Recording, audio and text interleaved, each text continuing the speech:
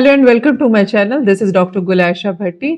कहा जाता है कि कभी-कभी ग्लोबल पॉलिटिक्स में ऐसे बहुत सारे डेवलपमेंट हो जाती है जो हमें लगता है कि ईयर्स में कभी ये डेवलपमेंट नहीं हुई। जैसे देखें आप, निक्सन जब चाइना में गए 1972 का उनका विजिट, या गोर्बाचोव का visit to the White House in 1987। तो इस तरह की जो चीज़ें हैं ना, वो बहुत सारी ब्रेक थ्रू लेकर आती हैं। अच्छा, वो कनेक्शन इसलिए मैं बिल्डअप करना चाह रही हूँ कि अभी रिसेंटली डोनाल्ड ट्रंप की बुसान में मीटिंग हुई है शी के साथ, प्रेसिडेंट शी के साथ, और फेस टू फेस इन दोनों की अपने सेकंड यानी उनके टेन्योर और उनका जो टेन्योर जो है उसमें फर्स्ट टाइम ये मीटिंग हुई है। They smiled, they shook hand and they signed treaty, not yet, but बहरहाल हमें ये नजर आया कि बहुत सारी ऐसी चीजें थी जो ऑप्टिक्स में नजर आ रही थी। बहुत सारी उन्होंने बात की टैरिफ के पॉज करने की, रेयर अर्थ मिनरल्स की बात की गई, और साथ ही साथ उन्होंने एक वो जो फुल ब्लोन जो ट्रेड वॉर है ना, बहरहाल उसको रोक दिया गया। तो हम आज उसी के ऊपर बात करेंगे कि एक टैक्टिकल ट्रूज है, या अभी ये फ्यूचर में क्या करना चाह रहे हैं। क्या ये एक नई डेवलपमेंट की तरफ जा रहे हैं जिसमें शायद और भी ज़्यादा टैरिफ्स होंगे।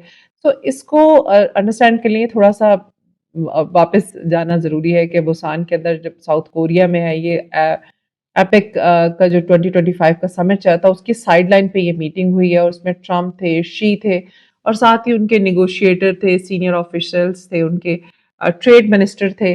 और बहुत अरसे से वो जो उनकी टैरिफ की जो वॉर और रेयर अर्थ मिनरल के एक्सपोर्ट के थ्रेट्स, और वो जो पॉलिसी डिसरप्शन और सप्लाई चेन पैनिक जो चल रहा था, उस वो भी साथ साथ था, उससे भी सब परेशान थे। तो उससे पहले जो आसियान की मीटिंग हुई थी कोलालमपुर में, उसमें भी ये दोनों मौजूद थी, अमेरिकन और चाइनीज टीम। उन्होंने वहीं पे जाकर उन्होंने दे ब्रोक दिस फ्रेमवर्क, और फिर उसके बाद फाइनली दोनों ये लीडर्स मिल गए।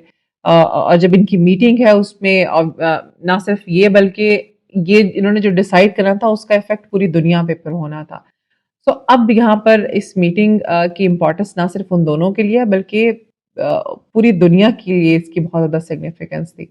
तो क्यों मैटर कर रहा था ये? क्योंकि अमेरिका जो है उसको उसने 100% थ्रेट टैरिफ का दिया था चाइनीज गुड्स को, जो कि नवंबर 1 से स्टार्ट हो जा रही थी। तो ये मैसिव एस्केलेशन थी, और चाइना ने भी अपनी एक्सपोर्ट कंट्रोल कर दी थी, स्पेशली रेयर अर्थ्स की। ये जैसे उसके बैटरीज के टूल्स, मैग्नेट्स, और हर वो चीज जो कि ईवीएस से रिलेटेड थी टू द मिसाइल, वो सब। सेकेंडली पॉलिटिकली जो है ना, दोनों लीडर जो है ना, they needed a win. Trump जो है वो जाहिर है वो मिड इलेक्शन की तरफ उन्होंने जाना है। शी भी एक स्लो ग्रोथ और ग्लोबल प्रेशर भी फेस करते हैं, और ग्लोबल प्रेशर भी। तीसरा जो था ना, वो रीजनल एस्पेक्ट है। वो देखेंगे इंडो पैसिफिक जो है ना, वो शिफ्ट कर रहा है।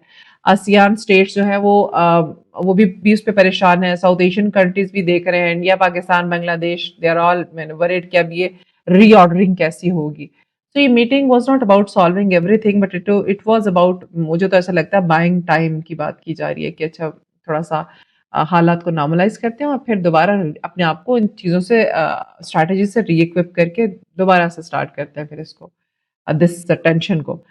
तो अब इसमें बहुत सारी लेयर्स भी हैं ना। इसमें पहली लेयर तो ये है ट्रेड की लेयर, जो कि यूएस अग्री किया है कि उसने एवरेज जो ट्रेड है वो चाइनीज गुड्स के ऊपर वो 57 से 47% पे आ गया। चाइना ने भी कमिट किया कि ठीक है, वो सोयाबीन परचेज और रिलैक्स किया उसने रेयर अर्थ जो मिनरल्स उनकी परचेज पे फॉर दिस ईयर। तो ट्रेड एंड डिफेंस लेयर भी थी इस मीटिंग के अंदर, कि रेयर अर्थ जो है ना, रिमेन चाइनाज हिडन वेपन, ये वी नो दैट। तो उन्होंने कहा है कि इसकी शॉर्ट सस्पेंशन का मतलब है कि यूएस और इसके एलाइज जो होंगे ना, they will have a breathing space but not the breakthrough. तो चाइना ने उस पर रिलैक्सेशन दे दी है। डिप्लोमेटिक और स्ट्रेटेजिक लेयर भी थी। ट्रम्प जो है उसने इस मीटिंग को 12 आउट ऑफ 10 कहा। ये बड़ा एपिक रिमार्क था उसका, और बीजिंग ने भी इसको अप्रिशिएट किया है। तो इन शॉर्ट अगर देखा जाए तो ये एक ट्रूज है, बट जो जो वॉर चल स्टार्ट हुई थी, इस ट्रेड वॉर का ट्रूज है, लेकिन ये कहीं पे भी हमें खत्म होती हुई नजर नहीं आ रही है। तो इस वक्त जो फोकस नजर आ रहा है वो रेयर अर्थ मिनरल्स का नजर आ रहा है, कि चाइना जो है वो अराउंड 90% इस सारे को कंट्रोल करता है, इसकी सप्लाई को। So it's not about the material, it's about the leverage as well. That's the reason कि वो इस तरह से आमने सामने बैठ के इनकी मीटिंग हुई है। तो अगर आप इनकी एक्सपोर्ट को सस्पेंड कर देते हैं, तो चाइना जो है वो ये कहना चाह रहा है कि we hold the cards but we must negotiate. तो वही नेगोशिएशन इनकी हुई भी। तो इसी तरह इंडिया की माइनिंग और रिफाइनिंग रेयर अर्थ तो है, लेकिन वो फिर भी डिपेंड करता है चाइना के ऊपर। इसी तरह पाकिस्तान और बांग्लादेश जो है वो इम्पोर्ट करता है टेक और लाइट मैन्युफैक्चरिंग की। बहरहाल लेकिन वल्नरेबल हैं टू द डिस्ट्रक्शन।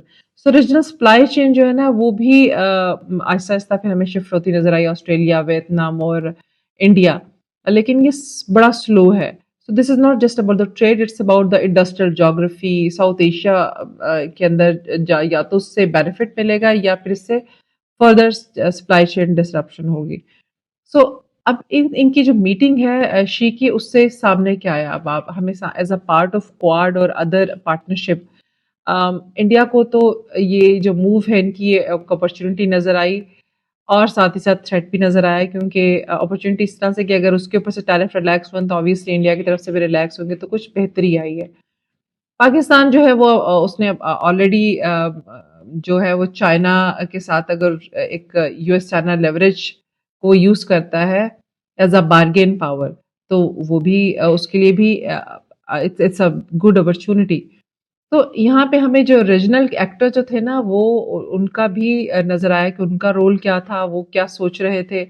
और वो ये जो यूएस चाइना की जो फिलहाल जो ट्रूज है जिसके अंदर उन्होंने रोक दिए हैं टैरिफ लगाना भी, और साथ ही साथ चाइना ने भी उसमें लीनियंसी शो की, बल्कि शी ने तो उनको एक ग्रेट लीडर कहा अमेरिका का। सो कहा कि leader of a great country.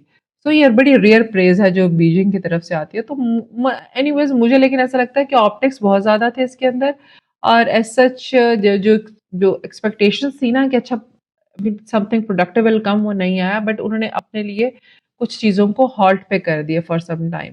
Domestic dimensions भी इसमें नज़र आई हैं बहुत सारी, कि देखें बहरहाल इंडिया अमेरिका जो है वो उसने जब टैरिफ लगाया तो उसकी अपनी जो जो इंटरनली जो ट्रम्प है उन्होंने वहाँ उसमें भी क्रिटिसिज्म फेस किया, तो उसको भी अपने ऊपर से रिलैक्स करना चाहते हैं। चाइना की भी स्लो ग्रोथ थी इकोनॉमिक, वो भी उसको देखना चाह रहा था। तो ये अपने अपने इंटरेस्ट को लेकर ये टेबल पर बैठे थे और then they worked on it. और रीजनल एक्टर्स जो है उस वो भी इसमें उनको भी ब्रीदिंग स्पेस थोड़ी मिली है इसके अंदर।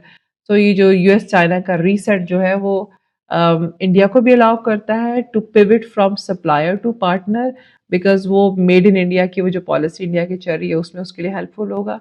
पाकिस्तान के लिए इट्स काइंड ऑफ ठीक है कि ये जो रीसेट है पाकिस्तान के लिए लेवरेज थोड़ी कम हो जाएगी, लेकिन पाकिस्तान इसको मैनेज कर लेगा किसी ना किसी तरह। सो वो दोनों स्टेट्स के साथ उसकी डेवलपमेंट चलती रहेगी। बांग्लादेश भी सप्लाई चेन शिफ्ट जो है उसको उसके लिए हेल्पफुल साबित होगी।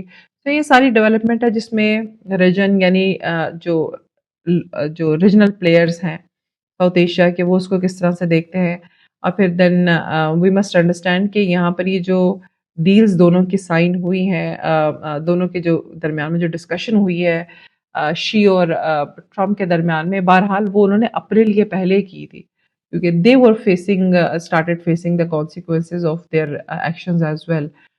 बट लॉन्गर रन में ये रिलायबल नहीं है। दैट मुझे ऐसा लगता है कि ये कहीं ना कहीं पैचअप तो होते रहते हैं, जैसे मैंने नीच स्टार्ट में भी कहा कि देखें चाहे वो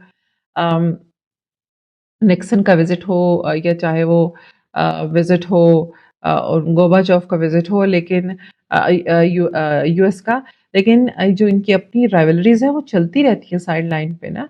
कहीं कहीं ये बैठ के अपने लिए को रिलैक्सेशन निकाल लेते हैं, लेकिन उस रिलैक्सेशन से जो बेसिक कोर आइडिया है ना, आइडियोलॉजी, वो दैट रिमेन्स द सेम।